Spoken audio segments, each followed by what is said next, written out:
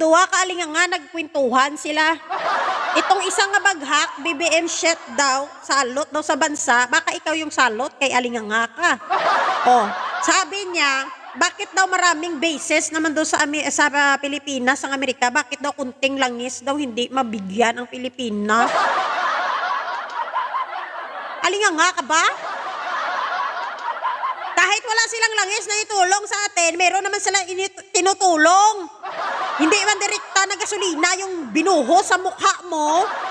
Meron silang tinutulong na diplomatikong tulong, gaga. Oh. Muna kagabi naghaka. Sila ay nagbigay ng waiver para sa langis. Ito basahin ko lang. Sa kasalukuyang nakipagtulungan ng Pilipinas sa US State Department upang makakuha ng waiver or exemption. Ang waiver na ito ay nagpapahintulot sa Pilipinas na bumili ng langis mula sa mga bansang may sanksyon tulad ng Venezuela o Iran nang hindi mapaparusahan ng Amerika. O yan ang tulong ng USA. Hindi ka pa masayang alinganga ka? Pangalawa, pagluwag sa sanksyon ng Russian oil.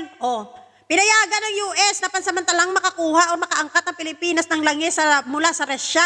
Dahil dito nakatanggap ang bansa ng mahigit 700,000 bariles ng krudo, kumakailan lang para mapanatili ang reserba. Hindi kayo masaya?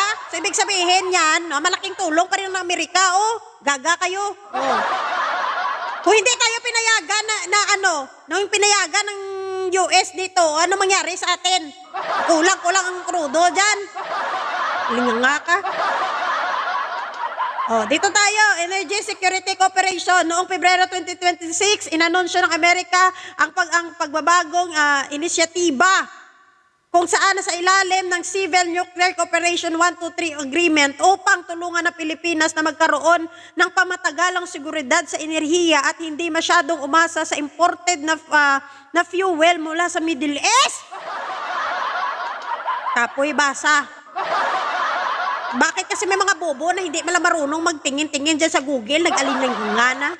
Diretso! Kailangan pang basahan, baghak talaga.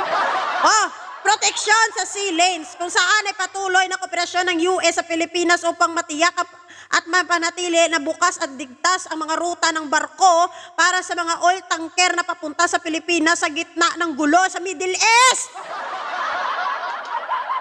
Kapoy basa. Bago ka magkuda-kuda, alinga nga, magbasa-basa ka muna. Tanungin mo muna ang sarili mo kung mayroon ba nagawa ang Amerika sa Pilipinas, may naitulong ba? Nag-usap-usap pa kayo ni mo tsatsa parehas, naman kami alinga nga. Nagtandem ka mo.